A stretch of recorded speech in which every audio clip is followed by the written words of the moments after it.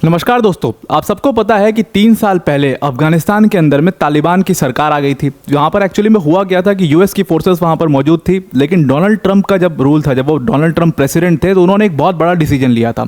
उन्होंने एक दोहा deal broker करी थी, जहाँ पर तालिबान की गवर्नमेंट के ऑफिशियल, तालिबान के जो कुछ रिप्रेजेंटेटिव मौजूद थे, दोहा के रिप्रेजेंटेटिव मौजूद थे और वो खुद यूएस रिप्रेजेंटेटिव मौजूद थे। और वहाँ पर उस डील में बातचीत करके उन्होंने, क्योंकि he was of the view कि हमारी जो यूएस फोर्सेस है वो अफगानिस्तान में एट द फर्स्ट प्लेस कर क्या रही हैं, कि हमारा तो जो ऑब्जेक्टिव था वहाँ पे उसामा बिन लादेन वो ख़त्म हो गया, हमारा जो ऑब्जेक्टिव था अलकायदा की कमर तोड़ देना वो हमने ख़त्म कर दिया।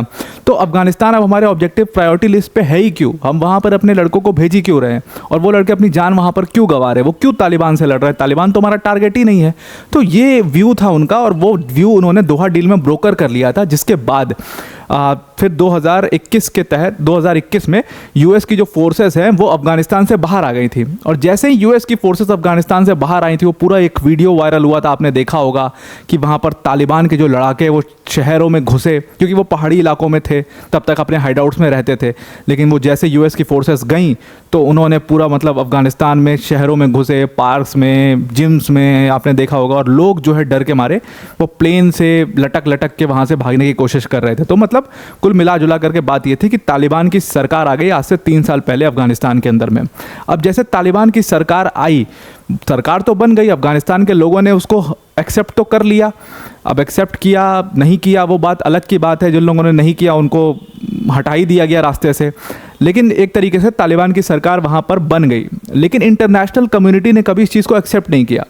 इंटरनेशनल कम्युनिटी का मेरा कहने का मतलब है यूएन से, यूरोपियन यूनियन से, या अगर आप कंट्री वाइज भी ले लो तो बहुत कंट्रीज बायलेटरली एक्सेप्ट करती हैं तालिबान की, बायलेटरली एक्सेप्ट करती हैं इन द सेंस कि वो ऑफिशियली तो नहीं मानती कि तालिबान की सरकार है अफगानिस्तान में, लेकिन उन्होंने वो इन टॉक्स हैं। जैसे चाइनीज़ गवर्नमेंट ने कोशिश करी तालिबान की सरकार से बातचीत करने की, रशिया ने कोशिश करी तालिबान की सरकार से बातचीत करने की, मतलब कुल मिला जुला करके कंट्रीज बायलेटरली टॉक्स कर रही हैं तालिबान की सरकार से, लेकिन ऑफिशियली अभी तक किसी भी कंट्री ने तालिबान की सरकार को रिकॉग्नाइज नहीं किया है, यूएन ने भी रिकॉग्नाइज नहीं किया है। तो ऐसा कब तक चलेगा? हालांकि आपको कभी ना कभी तो मतलब उस सरकार को रिकॉग्नाइज करना पड़ेगा, उनको भी इस मेन स्ट्रीम गवर्नमेंट वाले चीज़ में लाना पड़ेगा, यूएन की मीटिंग्स में अटेंड करवाना पड़ेगा, ये सारी चीज़ें तो आपको करनी ही पड़ेंगी। तो उसका पहला प्रयास अब शुरू हो चुका है। उसके पहले प्रयास में हुआ क्या है कि यूएन का एक रिप्रेजेंटेटिव ग्रुप जो है वो तालिबान की सरकार से बात करेगा। अफगानिस्तान में ये मीटिंग नहीं हो रही है, ये मीटिंग दोहा में हो रही है फिर से। तो दोहा के अंदर में ये मीटिंग है।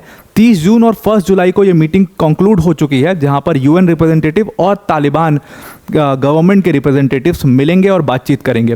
बातचीत के मुद्दे कई सारे होंगे, जिसमें ह्यूमन राइट्स के ऊपर काफ़ी सारी बातचीत होगी, वाटर इश्यूज़ के ऊपर होगी, विमेन राइट्स के ऊपर होगी, ये सारी चीज़ें होंगी। लेकिन इन सब के बीच में तालिबान की गवर्नमेंट ने एक बड़ा अजीब सा कंडीशन रख दिया इस मीटिंग के लिए। उन्होंने कहा जी देखो, हम मीटिंग तो आपके साथ करने को बिल्कुल तैयार हैं, लेकिन जो मीटिंग होने वाली है यूएन रिप्रेजेंटेटिव्स और तालिबान के गवर्नमेंट के बीच में, इस मीटिंग में कोई भी विमेन प्रेजेंट नहीं होगी अफगानिस्तान के साइड से।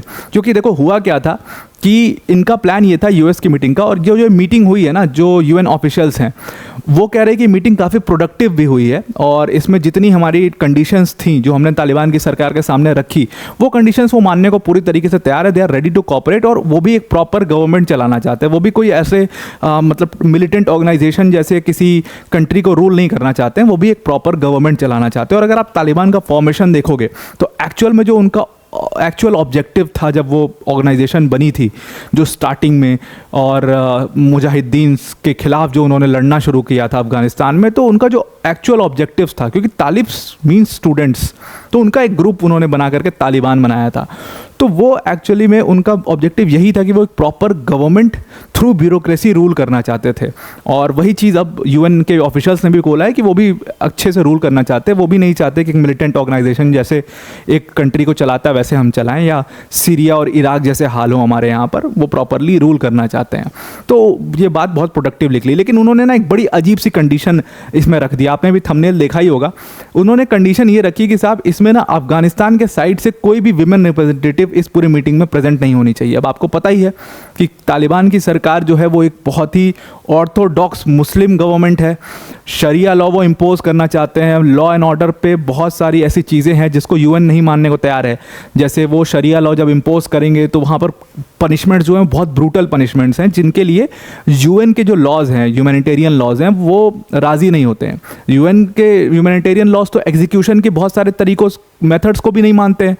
एग्जीक्यूशन के बहुत सारे जो मेथड्स से जो पहले हुआ करता था कि इंजेक्शन दे दो, ड्रग्स इंजेक्शन दे करके मार दो, ये सारे मेथड्स जो है, इलेक्ट्रोक्यूशन को उन्होंने बोला था कि ये गलत है। तो बहुत सारे ऐसे एग्जीक्यूशन के मेथड्स हैं जो कि यूएन के ह्यूमैनिटेरियन लॉज नहीं मानते हैं। तो वो अफ़गानिस्तान का शरिया लॉ, जो इस्लाम का शरिया लॉ है, उसको कैसे मानेंगे? तो वही बात वहीं पर जाकर के पूरा मुद्दा फंस गया है। लेकिन जो कंडीशन अफ़गानिस्तान की सरकार ने रखी वो ये रखी कि कोई भी वुमेन रिप्रेजेंटेटिव यहाँ पर प्रेजेंट नहीं होना चाहिए। अब हुआ क्या था कि यूएन की जो ग्रुप है वो अब तालिबान की सरकार से तो मिलता ही मिलता है, लेकिन अफ़गानिस्तान में बहुत सारे जो सिविल सोसाइटीज़ काम कर रही हैं, civil societies on water, civil societies on human rights, on women rights specially, उनसे बात करने की कोशिश थी कि उनसे भी बात किया जाएगा। लेकिन तालिबान की सरकार और सबको एक टेबल पर बैठा करके बातचीत हो जाए ताकि इन लोगों में आपस में समझौता हो जाए, क्योंकि ये जो सिविल सोसाइटीज़ हैं ये बहुत डर रही हैं तालिबान की सरकार से, क्योंकि ये लोग मार देंगे, इनको ये डर है। तो इसलिए एक टेबल पर बैठा करके बात हो जाए। लेकिन तालिबान की सरकार ने उसको सीधा सीधा मना कर दिया। उन्होंने कहा कि कोई भी वुमेन रिप्रेजेंटेटिव जो है वो अफगानिस्तान के साइड से इस पूरे मीटिंग में नहीं एंटर करेगी। और इसके बाद यूएन का जो ये रिप्रेजेंटेटिव ग्रुप गया है, इसको बहुत सारा क्रिटिसिज्म मिल रहा है पूरी दुनिया में से। जितने भी वुमेन राइट्स ग्रुप हैं सब क्रिटिसाइज़ कर रहे हैं कि यूएन रिप्रेजेंटेटिव ये मीटिंग होल्ड ही क्यों कर रहा है तालिबान की सरकार के साथ, जब वो वुमेन्स को अलाउड नहीं कर रहे हैं इसमें। तो आप सोचिए, आप कितनी भी बात कर लो उनसे, वो क्या अपनी कंट्री में वुमेन्स को राइट्स देंगे? बिल्कुल भी नहीं देंगे, ऐसा कहना है। और ये कुछ हद तक ठीक बात भी है।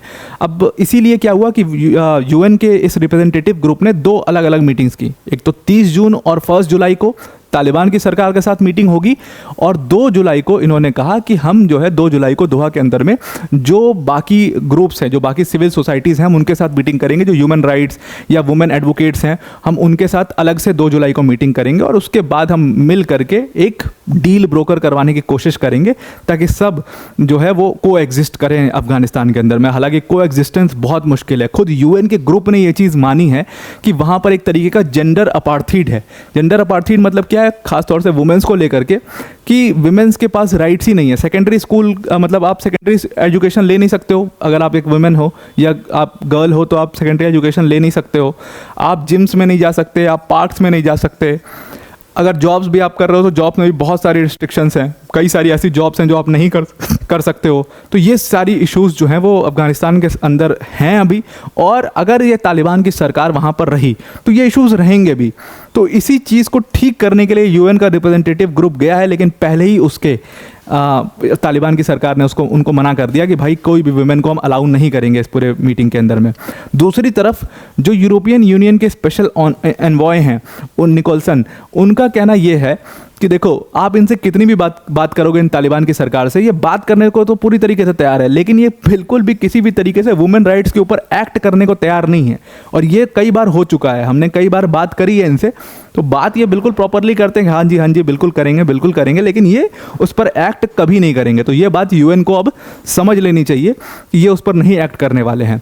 तो आई होप आपको ये पूरा आर्टिकल जहाँ पर वुमेन को अलाउ नहीं किया गया, और इसीलिए इस पूरे यूएन के रिप्रेजेंटेटिव ग्रुप जो गया है तालिबान की सरकार से बात करने, उसको काफ़ी क्रिटिसाइज़ किया जा रहा है। इस पर एक और सवाल उठाया गया है यूएन के जो ग्रुप गया है उनसे मिलने। सवाल ये उठाया गया है कि अगर यूएन का ग्रुप जाकर के तालिबान की सरकार से मिल रहा है तो इसका मतलब क्या है कि क्या यूएन ने तालिबान को एज अ गवर्नमेंट एक्सेप्ट कर लिया है अफगानिस्तान के अंदर में? तो यूएन ने इस चीज़ को, एंटोनियो गुटेरेस ने बहुत क्लियरली कहा है कि नहीं, हमने उनको एज अ गवर्नमेंट अभी तक रिकॉग्नाइज नहीं किया है। हम अभी इन प्रोसेस हैं, कोशिश कर रहे हैं कि इनको ह्यूमैनिटेरियन लाइंस पर ले आया जाए, यूएन की जो ह्यूमैनिटेरियन लाइंस है उन पर ले आया जाए। और एक बार ये यूएन की ह्यूमैनिटेरियन लाइंस पर आ जाएंगे, हमारे सारे लॉज के साथ अबाइड करेंगे, तभी जा करके एज अ ऑर्गेनाइजेशन हम इनको एक तालिबान की सरकार जैसे, एक गवर्नमेंट जैसे रिकॉग्नाइज कर पाएंगे। तो ये बात बहुत क्लियर है। तो अभी तक भी तालिबान की सरकार को इन्होंने रिकॉग्नाइज नहीं किया है। तो आपको ये पूरा आर्टिकल समझ में आ गया होगा। अब वीडियो को एंड करने से पहले अनअकैडमी टीम की तरफ से एक बहुत बड़ी अनाउंसमेंट है।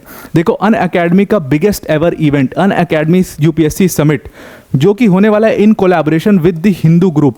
अब ये जो इवेंट है ये काफ़ी इंटरेस्टिंग होने वाला है, बिकॉज इसमें कई बड़ी बड़ी पर्सनैलिटीज़ और इंटेलेक्चुअल्स इस इवेंट में प्रेजेंट होंगे। और ये इवेंट जो है ये 20 और 21 जुलाई को लाइव होगा। इस इवेंट में जैसा कि आप देख रहे हो, नीतीश राजपूत जो कि काफ़ी अच्छे कंटेंट क्रिएटर हैं, बड़े यूट्यूबर हैं, वो प्रेजेंट होंगे। सुहासिनी हैदर जी जो कि द हिंदू के साथ डिप्लोमेट अफेयर्स एडिटर हैं, और उसके साथ साथ आपको यहाँ पर दिख रहे होंगे समदीश भाटिया, जो कि बहुत बड़े यूट्यूबर हैं, ये भी बहुत अच्छे क्रिएटर हैं। इनका चैनल है अनफिल्टर्ड बाय समदीश, काफ़ी बेहतरीन कंटेंट लेकर के आते हैं। मैं पर्सनली भी काफ़ी फॉलो करता हूँ इनको। तो आप इन लोगों को सुन सकते हो। 20 और 21 जुलाई को जो इवेंट हमारा लाइव होने वाला है, वहाँ पर ये इवेंट काफ़ी हेल्पफुल होने वाला है। अगर आप किसी भी एग्जाम के प्रिपरेशन करते हो तो उसमें आपको इन इवेंट से काफ़ी इंसाइट्स मिलेंगे। अगर आप किसी एग्जाम के प्रिपरेशन नहीं भी करते हैं तो भी बीइंग एन इन्फॉर्म सिटीजन आपको ज़रूर ये सेशंस अटेंड करने चाहिए। कई सारे सेशंस होंगे, पूरी डिटेल आपको मिल जाएगी। डिस्क्रिप्शन में एक लिंक दिया, उस लिंक पर क्लिक करना और नोटिफाई मी पर क्लिक कर देना। तो जब भी ये सेशंस लाइव होंगे 20 और 21 जुलाई को, आपके पास एक नोटिफिकेशन आ जाएगी। अब वीडियो को एंड करते करते अनअकैडमी की तरफ से एक और छोटी सी अनाउंसमेंट है। देखो, अगर आप यूपीएससी सीएससी 2025 की तैयारी करना चाहते हो पूरी मेहनत और लगन से, तो अनअकैडमी ने आपके लिए राहें और आसान कर दी हैं। जिस यूपीएससी सीएससी के प्रिपरेशन में आपके 1 लाख, 1.5 लाख, 2 लाख रुपए तक खर्च हो जाते थे, उसमें अनअकैडमी ने बिगेस्ट एवर प्राइस ड्रॉप किया है। और अब 15 मंथ्स का यूपीएससी सीएससी के प्रिपरेशन का कॉस्ट सिर्फ और सिर्फ आपको 24,999 ही पड़ेगा। और इस कॉस्ट में आपको इंडिया के टॉप एजुकेटर्स जैसे मृणाल सर, जैसे प्रतीक सर, जैसे Sudarshan sir, Siddharth sir, Madhukar sir जैसी फैकल्टीज़ आपको सिर्फ इतने प्राइस में पढ़ा रही होंगी। और एक सबसे खास बात इस पूरे बैच की ये है कि आपको सारे जितने भी अनअकैडमी पर बैचेस चल रहे हैं, सबके अनलिमिटेड एक्सेस मिलेंगे। आप जिस बैच से चाहो उस बैच से पढ़ाई कर सकते हो। ये सारे बैचेस आपके डैशबोर्ड पर प्रेजेंट होंगे पूरे 15 महीने। तो आप जिस बैच से चाहिए, उस बैच से जो सब्जेक्ट चाहिए वो पूरा कर सकते हैं। ये लेवरेज सिर्फ और सिर्फ अनअकैडमी ही आपको दे सकता है। सिंपली इसमें जीएस, सीसैट, टेस्ट सीरीज सब कुछ कवर किया जाएगा। तो मतलब आपको इस कॉस्ट के बाहर कुछ भी खर्च नहीं करना है। सिंपली आपको क्या करना है, इस कॉस्ट पर इस कोर्स को अवेल करने के लिए डिस्क्रिप्शन में एक लिंक दिया हुआ है, उस लिंक पर क्लिक करना है और जहां पर यूज कोड का ऑप्शन आएगा वहां पर आपको APYT10 यूज करना है। तो आप इस कोर्स को अवेल कर पाओगे। तो आई होप आपको ये पूरा आर्टिकल, जहां पर अफगानिस्तान तालिबान की सरकार ने विमेंस को अलाउ ही नहीं किया यूएन के रिप्रेजेंटेटिव से मिलने के लिए अपने साथ में, वो समझ में आ गया होगा।